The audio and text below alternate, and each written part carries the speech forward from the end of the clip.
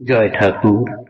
শ্রী শ্রী রামকৃষ্ণ পুঁথি চতুর্থ খণ্ডের অন্তর্গত ভক্তদের সঙ্গে রঙ্গ ও সংযটন এই অধ্যায় আমরা পাঠ করছিলাম। ইতিপূর্বে ৩৯ দিন ক্রমাগত এই অধ্যায় পাঠ হয়েছে। আজ আমরা এই অধ্যায়ের ৪০তম দিন পাঠ করব। পর্ব ৬২৫, পৃষ্ঠা সংখ্যা ৪০৭। আজকের পাঠের মধ্যে দিয়ে এই ভক্তদের সঙ্গে রঙ্গ ও সংযটন অধ্যায়টি শেষ হচ্ছে। এর আগের দিনের পাঠে আমরা দেখেছি পুথিকার বলছেন যে মন, তোমার হয়তো মনে মনে জিজ্ঞাসা হতে পারে যে অবতার পুরুষ, তিনি তো কল্পতরু, তার কাছে যে যে আশা নিয়ে আসেন তাকে তিনি সেই জিনিসই দেন, তাহলে কেন তিনি ভক্তি দিতে রাজি নন, প্রয়োজনে মুক্তিও দিতে চান? এটি কেন হয়? তখন নিজের মনেই তিনি উত্তর করার জন্য বলছেন যে তার উত্তর হলো এই যে ঠাকুর কল্পতরু ঠিকই, কিন্তু এই কলিযুগ হচ্ছে ঘোর অবিদ্যার যুগ। কোটি কোটি মানুষের মধ্যে এখানে মাত্র গুটি কয়েকজন আছেন রজগুণ সম্পন্ন, তার মধ্যেও আবার খুব কম সংখ্যায় আছেন সত্যগুণ সম্পন্ন। সম্পূর্ণরূপে ১৬ আনা যদি সত্যগুণ সম্পন্ন না হয় ততক্ষণ পর্যন্ত তার পক্ষে বিদ্যার সংসারে বা ঠাকুরের প্রতি ভক্তিতে সম্পূর্ণ রূপে আস্থা আসবে না। সেই জন্যই আমরা যাদেরকে ধার্মিক বলে মনে করি, ধর্মকর্ম করছেন বলে মনে করি, তাদের মধ্যেও অধিকাংশই আছেন যারা ধন, মান, যশ ইত্যাদির কারণে ওই কাজ করে যান। ফলে তাদের পক্ষেও সত্যগুণের দিকে এগোনো বা ভক্তির দিকে এগোনো সম্ভব নয়। সম্পূর্ণ হরিপদে মন দিয়ে যিনি চিরকাল এইরকম ভাবে কাটিয়ে আসতে পারছেন তার পক্ষেই ভক্তি পাওয়া সম্ভব, আর সেই রকম ভক্তকেই ঠাকুর ভক্তি দেন, নচেত দেন না। গুরুপদ ভিন্ন, মানে অন্য সমস্ত রকম তারা কামনা করে যান। প্রভুর নিকট যারা যান তাদের অধিকাংশই নানান ইহ সুখের দ্রব্য কামনা করেন, গুরুপদ তারা কামনা করেন না। তারা অবিদ্যার যত জিনিস কামনা করতে থাকেন এবং সেই জন্যই তাদের কাম্যবস্তুই তারা পেয়ে থাকেন সেই কল্পতরু বৃক্ষের তলায়।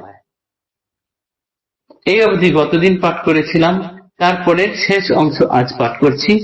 আর কথা সত্য প্রভু দেবে ভগবান, যে কেহ তাহার কাছে সকলে সমান।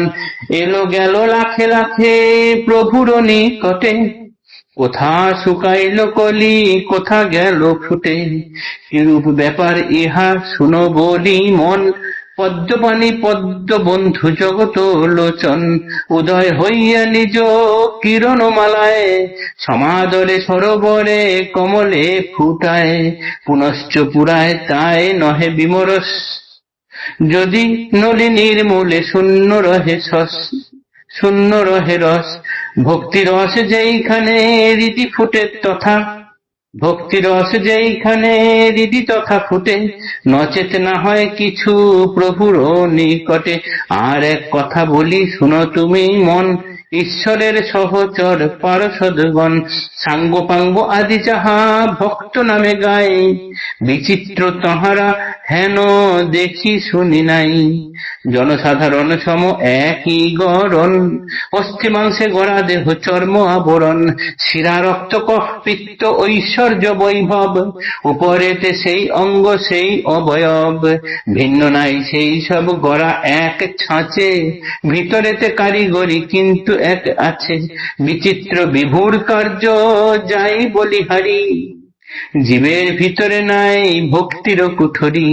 ভক্তের অন্তরে আছে অতি চমৎকার, কখনো বা রুদ্ধ কভু মুক্ত থাকে দ্বার।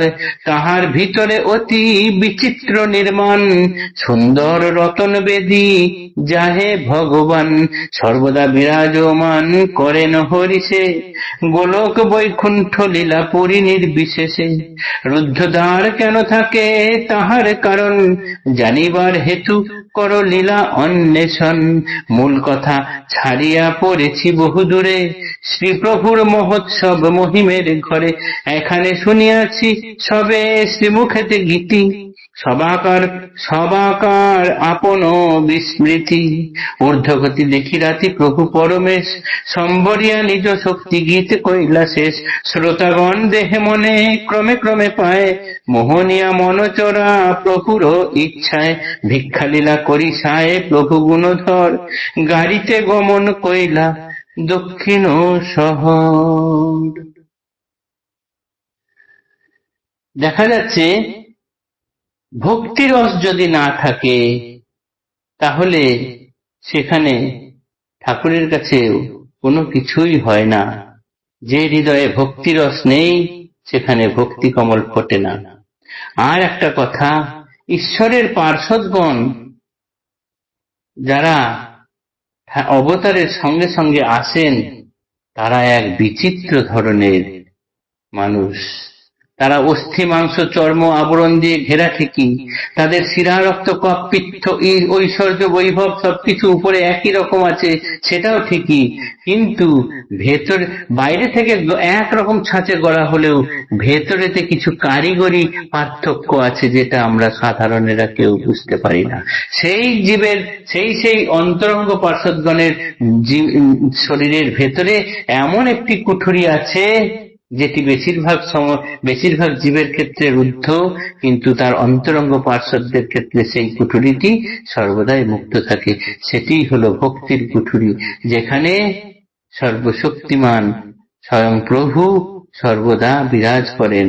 গোলকে বৈকুণ্ঠ লীলা পুরী নির্বিশেষে সর্বদা বিরাজমান করেন হরিষে।